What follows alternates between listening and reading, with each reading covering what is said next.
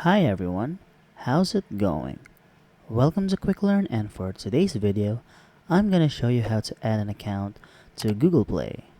Now without further ado, let's get started. Now first, you must go to your Google Play application, and as you can see, I'm already in my Google Play. Now once you've done that, just click on your profile icon right here, and click on this down arrow, and click on add another account. So Google will redirect you to the screen right here.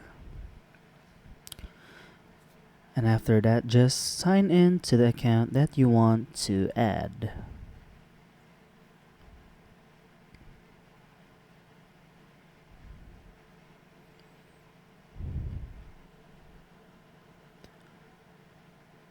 So just enter the password real quick and click on next.